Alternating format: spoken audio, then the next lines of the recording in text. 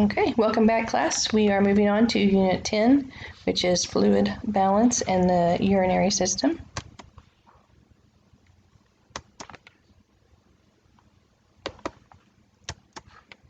Urinary anatomy, we have, there's four main parts actually to the urinary system. We have two kidneys, we have two ureters, which is the tube from the kidneys to the bladder. Then we have the bladder, and then we have the urethra. The meatus is just the hole that the urine comes out. The urethra is the tube. The urinary bladder is what stores the urine till it comes out, and the kidneys is what produce the urine. So, changes to the urinary system due to aging. The kidneys do not filter as efficiently. The bladder muscle tone weakens, so it's hard for them to hold urine. The bladder holds less urine, so more frequent urination, and the bladder may not empty completely, which gives an increased risk of urinary tract infections, or UTI. Urinary tract infections causes are usually bacterial. Most common is E. coli, and E. coli sometimes happens from, that's why it's important when we stress when we're doing pericare that you wipe from front to back, because E. coli is often in feces. So if any feces gets up front and into the urethra, that's where you get a urinary tract infection. Preventing UTIs would be helping drink a lot of fluids. Hygiene, like I said, wiping front to back. Diseases of the urinary system. One common is chronic renal failure, and that's where the kidneys are unable to function effectively. This can happen from uncontrolled diabetes, uncontrolled hypertension, chronic UTIs, nephritis, which is just inflammation of the kidneys, and then some certain medications are hard on the kidneys. I have been told that Aleve is one, and naproxen, that brand of pain reliever is very hard on the kidneys. It filters through the kidneys, where I believe Tylenol filters through the liver. So you don't want to take too much of that. Somebody who is in renal failure may end up on dialysis. If their kidneys aren't working, then dialysis is a machine that does the work for the kidneys. So this first picture here is somebody getting hemodialysis, where they're doing a blood exchange. And the second machine is peritoneal dialysis, where they're filtering through the peritoneal cavity. That's the abdomen there. I don't know if you can tell that. A lot of nursing homes are starting to go where they're doing peritoneal dialysis at the nursing home, as opposed to sending them out 3 times a week to hemodialysis. So,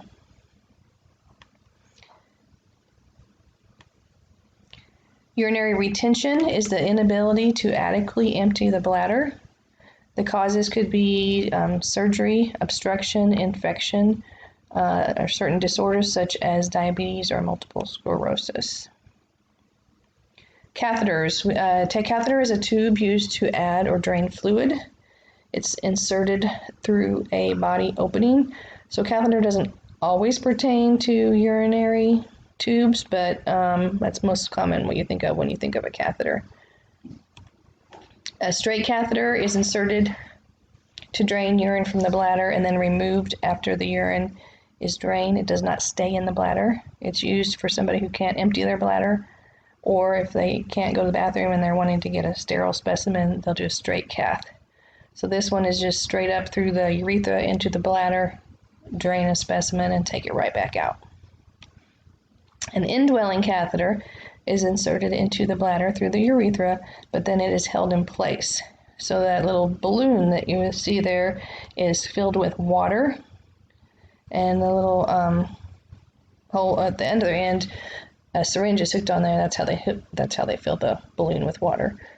And once they put that up and they hit urine, then they'll blow up the balloon to hold the tube in place.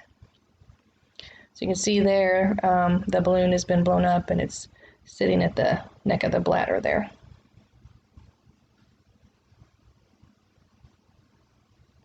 Emptying a catheter bag, you're going to place a paper towel on the floor before you do that. Open the clamp to allow the urine to flow out of the bag. That's what a graduate looks like. Graduates usually have milliliters and ounces labeled on them. Do not let the spout or the clamp touch the graduate. Obviously, she's wearing gloves. He or she is wearing gloves there. Catheters are drained usually once a shift, and then the output then is documented in the chart. Two other kinds of catheters. We have a condom catheter. Some people refer to that as a Texas catheter, but that's just what it looks like. It looks like a condom that would just go on the male and then into a drainage bag. And then a leg bag is the other picture where it allows them to not have the bag dragging, and they can walk around and be more free to do that. Leg bags don't hold a lot as much as a regular bag, so they have to be drained more frequently. So fluid balance, taking in and eliminating equal amounts of fluid, normal fluid intake. So normally whatever you take in should be what's coming out. It should be a balance. Normal fluid intake is 1,500 to 2,000 in 24 hours. Normal fluid output is the same. So it should be, whatever's going in should be coming out. If you don't have that, then you end up with a fluid overload. More fluids enter the body than can be eliminated, and this is where you'll see people with swollen ankles, swollen, that's because their edema is the other word for swelling. That occurs when heart, lungs, or kidneys are not working properly. Signs and symptoms of fluid overload would be weight gain, difficulty breathing, swelling in the feet, ankles, fingers, and hands, decreased urine output, and the skin may appear tight, smooth, or shiny. The opposite of that would be dehydration or a fluid deficit, and that's where fluid output exceeds fluid intake. Possible causes would be poor fluid intake, vomiting, and diarrhea. That's why we do the hydration cards, and we make sure their water pitchers and ice pitchers are filled, because the elderly are higher risk for dehydration. Signs and symptoms of dehydration: thirst, dry mouth and mucous membranes, cracked lips, sunken eyes, dark urine. Urine should be a pale yellow. It shouldn't be a dark amber. If it's dark amber, most likely they're not drinking enough fluids. Weakness, low blood pressure, or an irregular heartbeat can all be signs of dehydration. Intake and output. A lot of residents are required to have their accurate intake and output documented. Intake includes all liquids taken by mouth, so that would be all clear liquids, full liquids, and foods that become liquid at room temperature. Also would include IV fluids, tube feeding, and if they have an NG tube, sometimes they'll flush that just to keep it open, and that would be included as well. So as a CNA, you're going to be monitoring what's going in orally, but and then the nurses will be figuring out what's going in IV and tube feedings and that. Output is urine. They count stool if it is liquid stool, vomitus, wound drainage. Some people have like drain vacs, a wound vac, and they would document how much is coming out of the wound vac, and then perspiration. Measuring I&O is an ongoing process. Measure and record all fluids taken in and eliminated over 24 hours. It is totaled for each shift and then added for a 24-hour total. Reasons one would monitor, and not everyone in the nursing home will be on accurate I&O, but the reasons that they do monitor it will be they are on IV fluids. Usually they'll be on I&O. If they have a catheter, they're on I&O. If they have congestive heart failure, diabetes, cancer, they may order accurate I&O. Special drainage tubes such as wound vacs, nasogastric suction, post-op, or medications such as diuretics. Diuretics are the medications that help pull fluid off. Like if somebody is taking, a common one used is Lasix. So INO a lot, the majority of the patients are on IVs, so they're on INO. Nursing home, it's just usually the ones that are on catheters and maybe other kinds of drainage things. Milliliters, important thing to remember. 1 ounce equals 30 milliliters. Everything is reported in milliliters. So example would be 8 ounces of juice is 240 milliliters because 1 ounce equals 30, right? Record fluid INO in milliliters. There is a conversion chart in your book in 266, and if we were in class, that's what we would be spending a lot of time doing Tuesday, is there's 2 or 3 different worksheets that you're going to be doing, just practicing calculating INO. Because this takes some time to learn that and know what's included and what's not.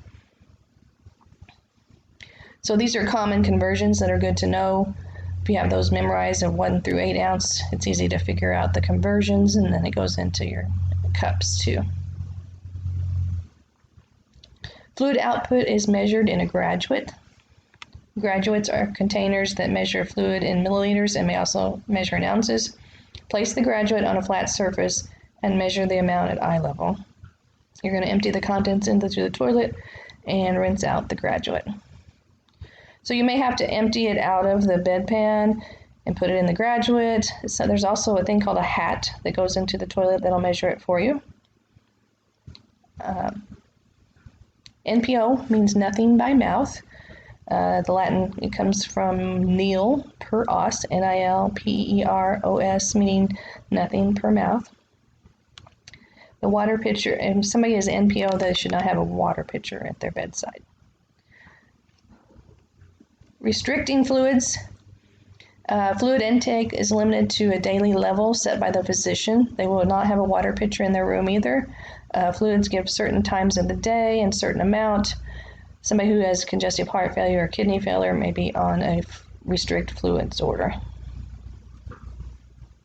Force fluids would be offer fluids frequently, ask the resident what fluids they prefer, and keep the water pitcher and cup within resident's reach if able. Offer assistance. Specimen collection and isolation. This is if somebody is in isolation and you have to get a specimen from them. You will have 2 labels, one label outside of the room with the biohazard bag. You're going to put on your PPE when you go in. You're going to take the specimen container and 1 label into the room. Place the label on the specimen container. Remove your PPE. Pick up the specimen container, a clean paper towel, and leave the room. Specimen container in a biohazard bag. Discard the paper towel, seal the biohazard bag, take specimen to the proper site, wash hands. That's all. There is a handout too on just basic specimen collection and how you do that you need to look over in your attachments for your assignments this week. A couple things on specimen collection is that you need to remember the best time. Maybe you have to get a sputum specimen. I don't know, I think we talked about that in respiratory, but the best time to get that is when they're in the morning, when they wake up, they're able to cough something up. What they cough up needs to come up from their lungs. So handouts that you need to review, like I just said, is the handout on specimen collection, and then the handout on bowel and bladder training. And that is it. Thank you for listening.